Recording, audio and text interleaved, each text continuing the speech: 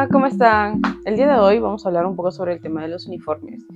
Y siendo honesta, este video está un poquito maldito porque es la tercera vez que la trato de grabar. La primera vez quise hablar desde mi punto de vista, pero me di cuenta de que tenemos que informarnos mucho más sobre la historia realmente de los uniformes, porque me di cuenta de nuevo que hay mucho que escarbar en la historia. Los uniformes se han usado de diferentes tipos de maneras durante pues el paso de la humanidad, y aparte la segunda vez pues no me gustó mucho cómo se veía la cámara.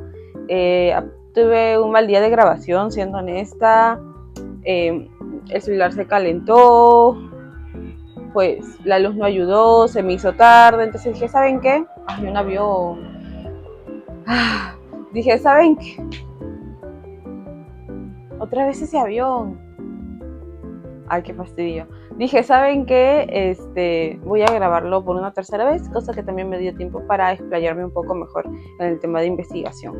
Ahora, la razón por la cual yo realmente dije, voy a hacer este video, es más que nada porque hace unos días me encontré con un post en TikTok donde una chica consultaba y pedía tips sobre cómo vestir ahora que entraba en la etapa universitaria, porque toda su vida en la secundaria y la primaria usó uniforme. Y no tenía idea de cómo se vestía la gente en la universidad, tenía ese cuestionamiento, esa duda, pues, ¿no?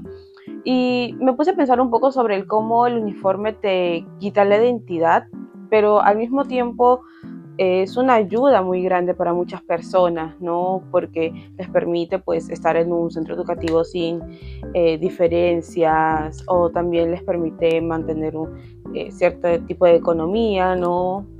Y vamos a estar viendo varios puntos. La verdad, acá tengo yo mis cositas, me puse una mesa al costado para poder agarrarlo con más tiempo, porque yo la verdad hice mi chamba y me puse a investigar un poco en mi curiosidad. Y bueno, esa curiosidad implicó un parcito de hojas de investigación. He dividido un poco la información y le he hecho el resumen del resumen del resumen, porque la verdad que hay un montón por explorar y tener contexto de cómo nació toda esta onda de usar uniformes escolares. Nos estamos remontando a muchos años atrás, así que vamos a comenzar. La verdad, pónganse cómodos. No sé si este video vaya a ser muy largo, porque como les repito, hice el resumen del resumen del resumen, pero espero que pues nos haga pensar un poco y llegar a algún tipo de cuestionamiento, ¿no? Y si ustedes también tienen algún tipo de comentario, no duden en dejarlo en la parte de abajo. Ahora voy a estar leyendo mucho este cuaderno porque, siendo honesta, he anotado un montón de cosas y puede que me las olvide. Algunas cosas ya me las aprendí, pero igual quiero darles los datos exactos. Vamos a empezar como tal con la historia de cómo inició toda esta idea de vestir de forma estandarizada, y nació en 1222 bajo la orden del arzobispo de Canterbury de ese tiempo. Voy a estar poniendo el nombre del arzobispo acá en pantalla. Esto más que nada fue para escuelas eclesiásticas, o sea, escuelas que iban dirigidas por la iglesia, ¿no? Tenían pues ese concepto de Dios, y la prenda que se mandó a usar en ese entonces para todos fue la capa clausa, que buscaba simbolizar humildad dentro de sus estudiantes y las personas que pertenecían a esta institución. No era un uniforme como tal, porque realmente yo no lo considero un uniforme como tal, porque el uniforme pues tiene la idea pues de, o sea, cubrir tanto la parte de arriba como la parte de abajo con prendas independientes o prendas de mono. Pero esta era más que nada una capa que se ponían encima, y aparte, no sé, yo no lo consideré tanto como uniforme, pero sí como una idea de vestir estandarizado, aparte que todavía no estaba popularizado, sino fue el primer registro de todo, ¿no? A pesar de todo, era una prenda que se mandó a usar sin excepciones, para mantener una imagen y para identificarlos. Entonces cumplía como que ciertos requisitos. Ya después, el nacimiento del uniforme como tal, del uniforme escolar moderno, fue en 1552 bajo el rey Eduardo VI en Londres. Él fundó una escuela llamada Christie's Hospital School para pobres, huérfanos y desamparados. Entonces, a él se le metió la idea de que sería genial, pues, que para poder identificar a estas personas que iban a estas escuelas, se pueda usar un uniforme escolar. Y este fue el primer registro de un uniforme escolar impuesto de manera sistemática. El uniforme constaba de una túnica o un abrigo de color azul, medias y cinturones amarillos y un sombrero. Y a pesar de los años que han pasado, actualmente este uniforme se sigue utilizando. Han pasado exactamente 470 años. No ha tenido un gran cambio y es considerado uno de los uniformes más antiguos de todo el mundo. También usan un sombrero, creo que sí lo dije, pero he visto mucho más fotos modernas de este uniforme y me parece que ya no lo usan tanto. Yo supongo que es por no sé, por la comodidad, debe ser un poco, pues, quién sabe, atareado llevar un sombrero todo el día. Pero creo que ya no lo están usando de manera obligatoria.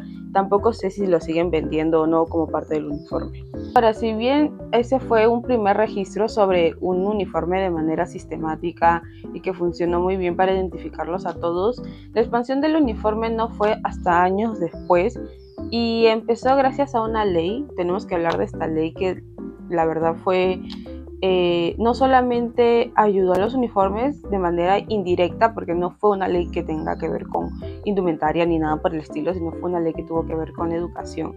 Y todo surgió a partir de 1867, porque había una preocupación muy grande, ya que en ese tiempo se extendió el derecho al voto a la clase, pues, a la clase baja y a la clase media. Anteriormente solo podían votar las personas que pertenecían a la clase alta o tenían algún tipo, pues, de conexión con el gobierno de turno, pues, ¿no? Esto se dio más que nada en Gran Bretaña, así que nos estamos situando por ese lado del mundo porque realmente fue por ahí más o menos como que comenzó el tema de los uniformes escolares.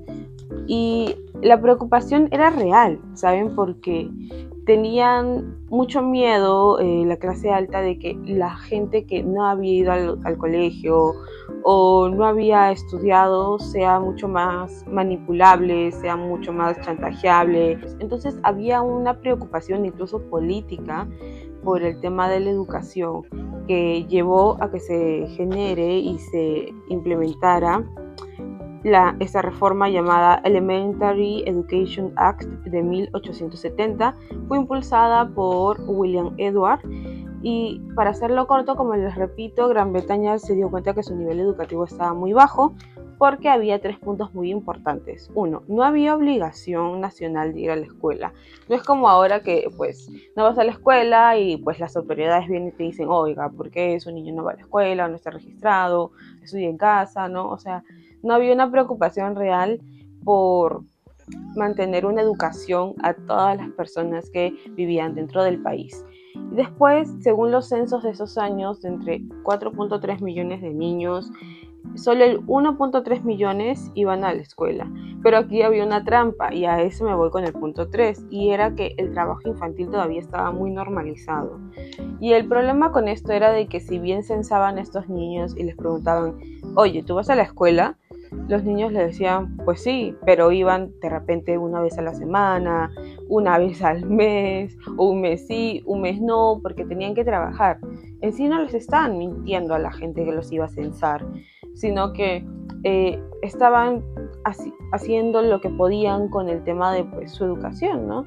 No era más primordial llevar dinero a la casa que llevar conocimiento. Entonces, la idea de esta ley realmente fue impulsar los colegios públicos y crear fondos educativos estatales, porque como repito, usualmente no había una preocupación nacional por el tema de educación. Por lo tanto, no había un fondo, no había un sistema de educación o, no sé, alguien que se encargara de decir, ok, necesitamos fondos para las escuelas. Tipo, ya, esta escuela necesita tanto, esta otro, esta le falta esto, esta le falta lo otro. Entonces no había realmente una gestión que se encargara de como cuidar las escuelas que habían por distritos, por así decirlo. Entonces ahí también se crearon lo que fue las juntas escolares, que eran como, para hacerlo más simple, era como una especie de junta de padres que podían decir, oye, mira, a nuestro colegio le falta sillas, a nuestro colegio le falta pizarras, al profesor no le llegó su aguinaldo, qué sé yo, cosas por el estilo de que digan, ok, sí, nuestro colegio necesita poder funcionar de la manera adecuada. Entonces para eso se crearon las juntas escolares, ¿no? Y algo que también se implementó y fue muy novedoso fue el pago en cuotas, porque antes si ibas a una escuela privada tenías que sí o sí pagar, o sea, de raso, y ya, o sea, ya ahí te metías a tu niño a estudiar, pero obviamente no era factible para muchas personas que querían que eran clase baja o media y querían pues que sus hijos tuvieran una educación decente, por así decirlo, ¿no? Entonces, gracias a esta ley también se creó algo muy importante que aquí pues nos vamos a dar cuenta del contexto en el cual se crearon los uniformes para esta parte del mundo. Fueron los board school, que era para la clase baja, y después los grammar school, que eran para la clase media. Estas escuelas realmente pues empezaban a existir gracias a esta ley porque se empezaban a generar mucho más colegios, ¿no? Muchas más estructuras estudiantiles, pero igual había una clara separación de clases, ¿no?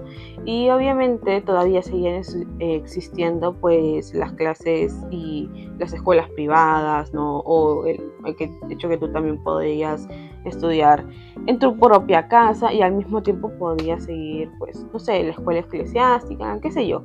Entonces, el problema surgió de que a partir de que hubo más estudiantes, mucho más niños que iban al colegio, ¿no? La clase social alta se quiso, pues, como siempre, diferenciar un poco más de ellos, ¿no? Para que no los confundieran, aunque pues era un poco imposible confundirlos realmente, porque, a ver, un niño de clase baja no iba a ir vestido al colegio igual que un niño de clase alta, ¿no? Pero bueno, se insistió mucho en esto y empezaron a crear uniformes para escuelas de clase alta, ¿no? Para escuelas un poco más caras, donde iba pues la gente un poco más pudiente. Entonces, después de eso fue popularizándose dentro de ese grupo de escuelas para poder diferenciarse, ¿no? Y implementaron uniformes. Ahora, ¿qué pasó con las otras dos escuelas? Realmente no hay mucha información respecto a la Grammar School como tal, pero lo que sí pude averiguar fue que las Board School promovieron lo que en ese entonces se llamaba Cleanliness is next to good lines y adoptaron blusas blancas y chaquetas de Oxford para poder diferenciarse. Al inicio no era como obligatorio llevarlos y realmente hasta cuando lo implementaron no era obligatorio llevarlos, pero como se promovía mucho en estas escuelas de hay que ser muy limpios y perfectos y vernos muy bien y tienes que ser estudioso y al mismo tiempo tienes que ser recto y al mismo tiempo tienes que ser verte impecable y demás. Poco a poco los estudiantes y la familia de los estudiantes empezaron a mandar pues a sus hijos de esa forma a estos colegios y bueno, sin querer queriendo realmente se volvió parte de ellos y parte de sus uniformes, ¿no? Se volvieron sus uniformes. Entonces, eso impulsó la idea del uniforme como un símbolo de orden, disciplina, pertenencia institucional y los ayudó a popularizar en masa, porque mientras más escuelas había, más uniformes existían. Ahora, esto se empezó a extender tanto en el Imperio Británico y después llegó a Europa, donde Francia y Alemania lo empezaron a adaptar y pues adoptaron variaciones similares en el siglo XIX. Como se podrán no haber dado cuenta, la verdad, la creación de los uniformes comenzó para tratar de diferenciarse y empezar a crear como que unos grupos, que realmente no es tan diferente como lo pasa actualmente. Actualmente también usamos uniformes para vernos todos iguales, pero dentro de eso vernos todos iguales, seguimos perteneciendo a un grupo, seguimos perteneciendo a una sociedad. Y esa sociedad es nuestro colegio donde pertenecemos. Porque muy pocas veces los uniformes se parecen, o sea, son iguales entre sí. Se pueden llegar a parecer, pero y ser iguales, creo que mucha gente ahora trata como que sea muy distinto, que sea pues, no sé, que el logo sea distinto, que el corte sea diferente, el color, etcétera. Contratan diseñadores. Entonces, se hizo un esfuerzo en ese tiempo para poder diferenciarse de los demás. Y pues, en base a ese uniforme, empezar a que tu vida gire en torno a ello, ¿no? Porque cuando eres estudiante tu vida gira en torno a tu primaria, a tu secundaria, etcétera, y te socializas con los que tienen tu uniforme. Actualmente ya pues es mucho más común ver, pues no sé, que vas a otro colegio y saludas y qué sé yo, pero en ese tiempo las clases se marcaron y se dividieron por los uniformes realmente, y no fue como que la ley lo impulsara, sino las mismas personas buscaban diferenciarse de las demás personas haciendo sus propios grupos. Ahora, la llegada de los uniformes como tal en Latinoamérica sucedió entre 1930 y 1970. Esta fue impulsada por políticas de migración, urbanización y construcción, porque la idea de esto era que los uniformes se usaran para homogeneizar, borrando diferencia de clase, étnicas o regionales. A diferencia de como lo vimos en Gran Bretaña, acá en Latinoamérica se quería usar el uniforme para que todos nos veamos iguales y tratar de empezar a generar una sensación de igualdad. Yo creo que esta idea nació realmente porque, bueno, Latinoamérica ha sido un conjunto de países que realmente ha sufrido mucho, ¿no? Tanto por las conquistas, los saqueos, guerras, ¿no? Notaban que los países, sus propios países, dentro de sus propios países, había una división. Y era muy grave esta división, porque se estaba tratando de generar un país en paz. Y no puedes generar un país en paz cuando hay tanta desigualdad. Entonces, el hecho de que los uniformes llegaran y se les empezara a dar ese concepto de, ok, vamos a usarlos para las nuevas generaciones, vean que todos seamos iguales, fue una buena jugada. Una buena jugada que realmente probablemente a muchos les ha funcionado porque no sabías, salías a la calle y no podías saber si, oye, ella es de clase baja o de clase media, porque no podías ver realmente cómo realmente si su ropa la identificaba como tal, ¿no? Entonces, según, por ejemplo, Inés Dussel, que es una historiadora, en Latinoamérica los uniformes eran identidad nacional homogénea, prometiendo igualdad, pero al mismo tiempo, como les estaba comentando, impuso control autoritario, ¿no? Refiriéndose a escudos o banderas, porque pues querían que todo el mundo sintiera esa sensación de nacionalidad, de que me pongo la mano en el pecho por el país y demás cosas. Ok, entonces en Perú, por ejemplo, antes de 1950 se intentó estandarizar uniformes con la consigna de reducción de costos. O sea, no lo vendieron como queremos un país unido, no, lo vendieron como reducción de costos. Y eso fue por Manuel Odría entre 1948 y 1956. Él mandó a que todo el mundo usara el famoso uniforme color caqui, que era un uniforme con un enfoque más militarista. Tenía camisa con hombreras, pantalones de vestir, corbata, cinturón. Era tanto obligatorio para públicos y privados. No había una opción a que tú usaras otra cosa. Pero el gran hito como tal de los uniformes acá en Perú, porque ya voy a estar hablando un poco más de una perspectiva peruana, fue durante el gobierno de Juan Velasco Alvarado, que él formuló, y voy a decirlo tal cual, la reforma educativa de gobierno revolucionario de las Fuerzas Armadas. Un poquito largo el nombre, yo creo que pudieron ponerle otros nombres, ¿no? Esto se dio entre 1969 y 1975, el tema de la reforma, porque el gobierno duró entre otros años. Los objetivos de estos, como les había mencionado hace un poco y según también lo que yo leí, y aparte dándole un poco razón al historiador Inés Dussel, fue eliminar jerarquías visibles y construir un nuevo hombre peruano igualitario. Esto es lo que habíamos estado viendo. Pasamos de ver uniformes que querían separar clases a uniformes que querían unir clases. O sea, ya no querían tener esta consigna de usamos uniformes para distinguirnos, sino usamos uniformes para juntarnos y pertenecer a un mismo grupo. Entonces, aquí vamos a con una línea de tiempo un poquito corta, pero que describe muy bien lo que pasó. En 1970, el Ministerio de Educación anunció el uniforme único. Ya después, en 1971, a partir del 1 de abril, se estrenó de forma oficial para solamente primaria. Todavía secundaria como que ya pues no, les dejaban pues usar sus uniformes de los colegios que usaran, o de repente algunos todavía seguían usando pues el uniforme con enfoque militarista de Manuel Doctría, ¿no? Pero después en 1970 se volvió obligatorio para toda la población escolar, primaria y secundaria. ¿Quiénes fueron los que se encargaron de diseñar este uniforme único?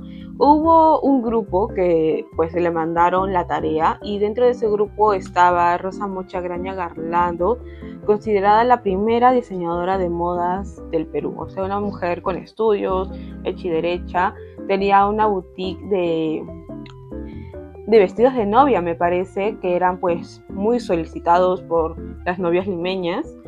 Entonces era una mujer que pues sabía del negocio y sabía del diseño, ¿no?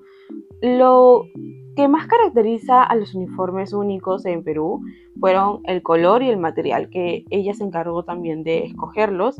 Ella escogió una tela poliéster porque decía que era económico y duradero, y era mucho más factible pues que se reduzcan los niveles de costo al momento de realizarlos. Una de las características más grandes de este uniforme es que el uniforme era igual para todos, pero sí podían distinguirse un poco, porque en el pecho izquierdo, en el lado del pecho izquierdo, se permitía llevar el logo de tu institución educativa, pero esto tenía que ser supervisado por el gobierno. O sea, no era como que tú de la nada dijeras, ay, voy a bordarlo. No, tenías que pues solicitarlo, decir, oye, ¿sabes qué?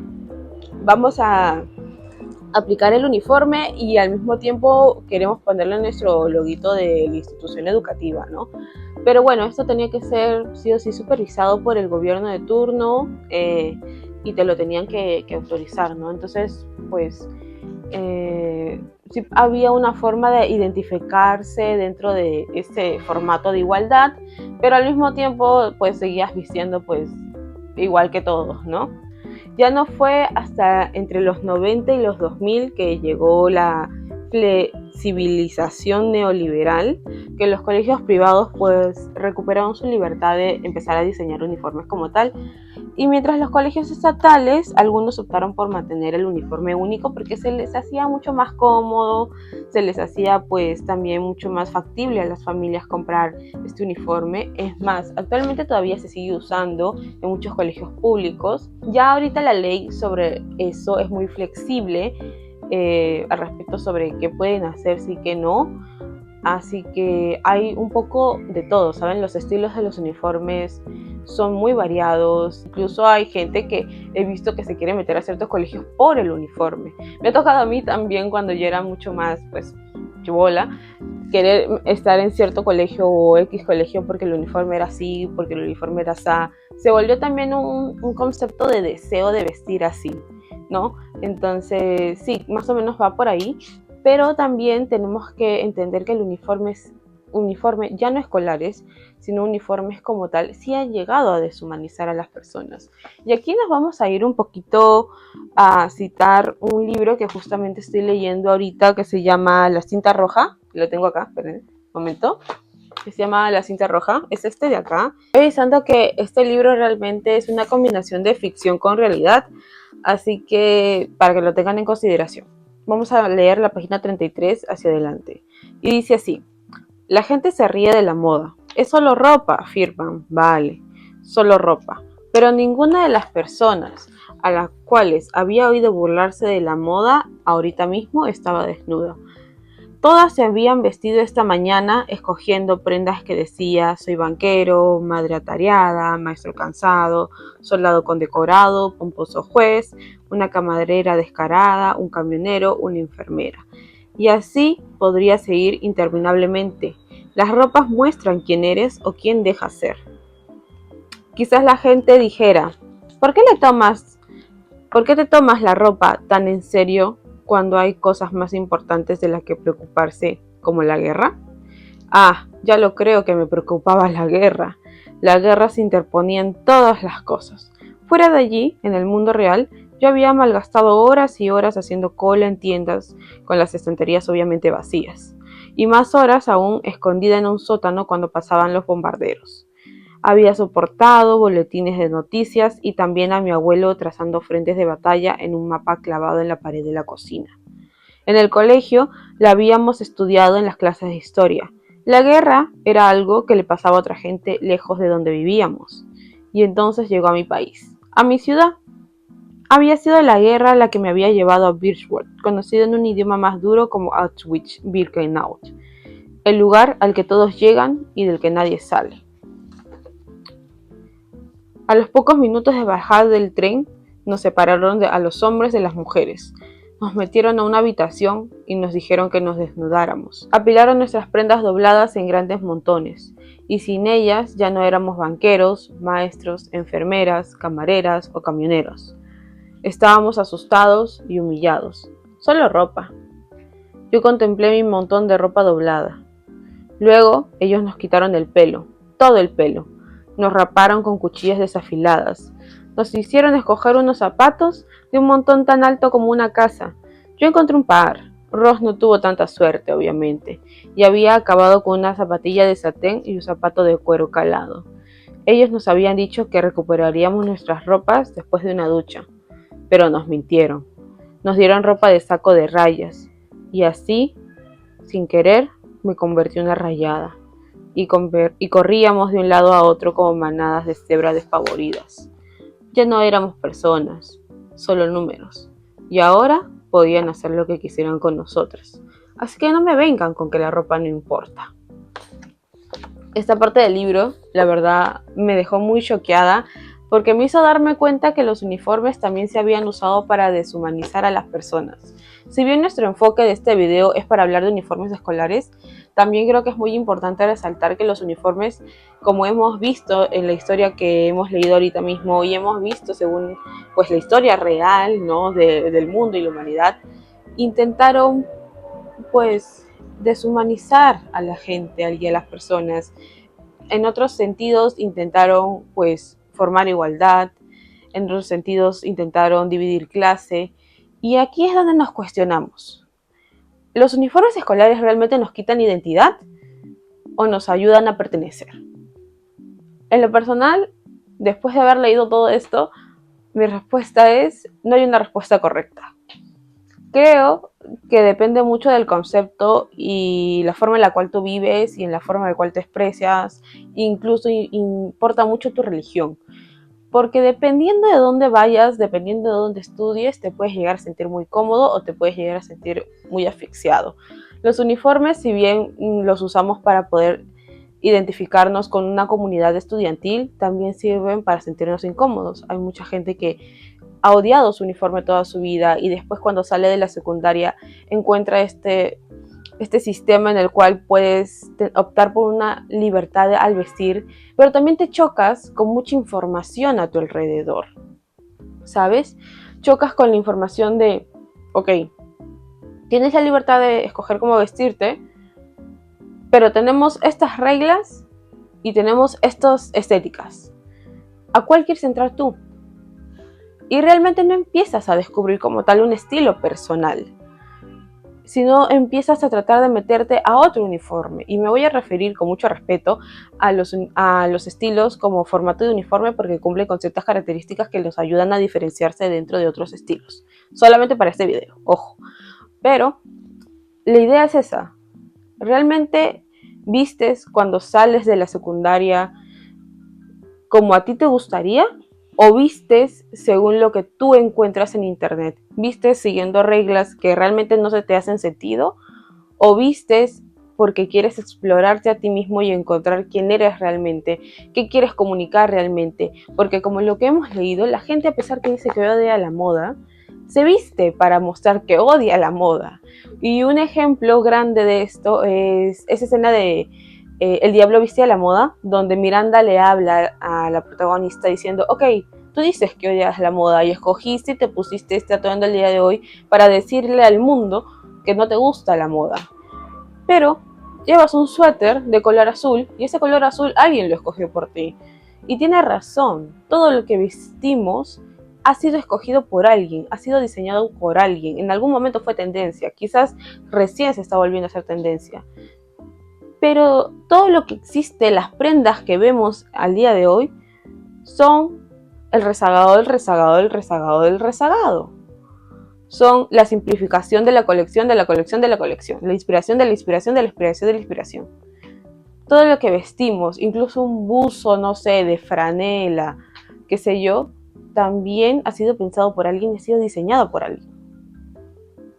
Entonces, el concepto de aquí es, y el tema aquí es, ¿los uniformes realmente nos ayudan o nos limitan? Creo que cada uno puede tener una respuesta diferente.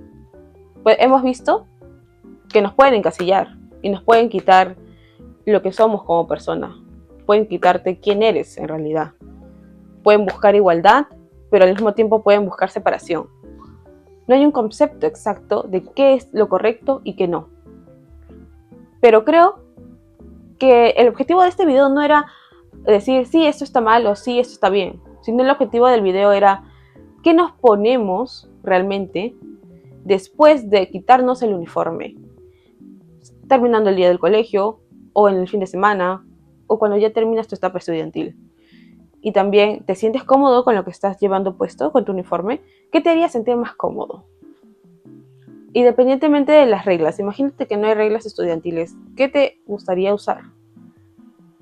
De repente te llevarías rastas o trenzas o quizás te pintarías el pelo, te pondrías aretes mucho más grandes, no sé, te subirías un poco más la falda.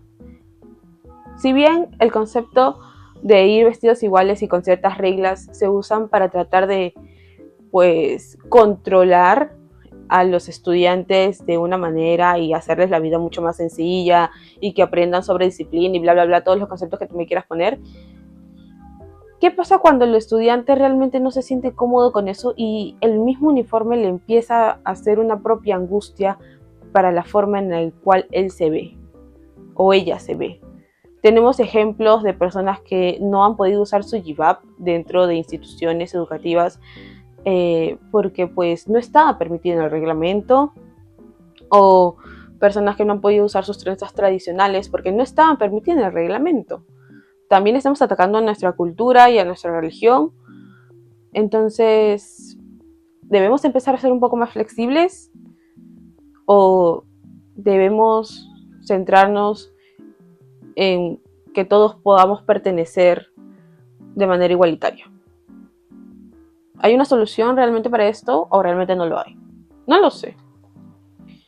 Pero lo que sí sé es de que independientemente de todo realmente incomodidad y males que podrían llevar esto, lo que sí sé es que todos hemos pasado por esa etapa en la cual queremos pertenecer a un espacio y un lugar. Y los uniformes nos permiten hacer eso. Y cuando ya salimos de ese espacio y lugar y no sabemos a dónde estamos perteneciendo, probablemente se nos sea muy confuso llegar a una identidad propia. Así que yo creo que está muy mal que comentemos en esta clase de posts que vimos, por ejemplo, que me llevó a hacer este video acá, comentarios como que toman en cuenta mucho más la vanidad que los estudios. Yo creo que los estudios son muy importantes. Yo ya estoy por graduarme este año, por ejemplo. Pero creo que nunca me hubiera sentido cómoda estudiando si no hubiera encontrado mi identidad. Y creo que encontrar tu identidad también implica mucho en la forma en la cual tú estudias. Entonces hay que pensar un poco eso, porque hay mucha gente que vive hasta la actualidad y no encuentra su identidad al vestir. Y muchos creen que el vestir es algo muy banal, pero ya nos dimos cuenta de que no es algo muy banal. Incluso el uniforme de tu trabajo te representa. Y después lo que usas fuera de ello también te representa, aunque tú no lo quieras aceptar.